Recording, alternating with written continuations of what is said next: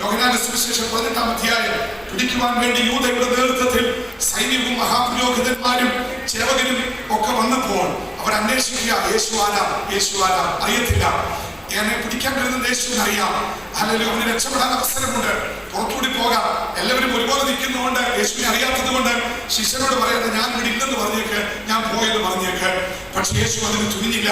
രക്ഷപ്പെടാൻ അവസരമുണ്ടായിട്ടും അവൻ അവിടെ നിന്ന് മാറിപ്പോകാൻ അവസരമുണ്ടായിട്ടും മറ്റുള്ളവരെ മുന്നിൽ നിർത്തി രക്ഷപ്പെടാൻ സാഹചര്യം ഉണ്ടായിട്ടും യേശുവാരാ എന്ന് തേടിച്ചെന്നവരുടെ മുന്നിൽ അവൻ മുന്നിൽ നിന്നുകൊണ്ട് തലയുയർത്തി പറഞ്ഞു, നിങ്ങൾ അന്വേഷിക്കുന്ന യേശു ഞാനാകുന്നു, ഞാനാകുന്നു.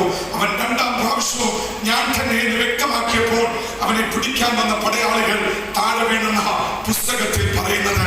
കാരണം റോമൻ സാമ്രാജ്യത്തിൽ ഇത്രത്തോളം വ്യക്തിത്വമുള്ള ഒരുവനെ അവർ കണ്ടിട്ടില്ല. തരത്തിന് സ്വഭാവം മാറ്റുന്നവനെ കണ്ടിട്ടില്ല. യേശു അല്ലെന്നവന് പറയാം, ഒഴിഞ്ഞു മാറാം. റോമൻ സാമ്രാജ്യത്തിലെ പ്രഗത്ഭനായ ഒരു ചക്രവർത്തിക്ക് ഇത്രയും വ്യക്തിത്വമില്ലാതിരിക്കുമ്പോൾ ഞാൻ തന്നെ നിങ്ങൾ അന്വേഷിക്കുന്ന യേശു എന്ന് പറഞ്ഞപ്പോൾ അവന്റെ മുന്നിൽ നിന്നവർ തലകറങ്ങി താഴെ വീണു. ഇവനെ പോലെ ശ്രേഷ്ഠൻ മറ്റാരുണ്ട്? അവർ ചെന്ന സ്ഥലത്തിന്റെ പേരാ കിദ്രോൻ തോട്. കിദ്രോൻ എന്നുള്ള പദത്തിന്റെ അർത്ഥം എന്താണെന്നറിയാമോ? ഡാർക്ക്നെസ്, ഇരുളടഞ്ഞ സ്ഥലം, ഇരുളടഞ്ഞ ഒരു മണ്ഡലത്തിലാണ് യേശു അപ്പോൾ നിന്നത്.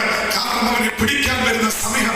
എന്നാൽ ഇരുളടഞ്ഞ മണ്ഡലത്തെ ചവിട്ടി ഊതി നിന്നുകൊണ്ട് കിദ്രോൻ തോടിന്റെ വശങ്ങളെ ഇരുളിനെ വകഞ്ഞു മാറ്റിക്കൊണ്ട് ഇരുളിന്റെ മേൽ ശക്തിയുള്ളവൻ പറഞ്ഞു, ഞാനാകുന്നു യേശു. ഹല്ലേലൂയ.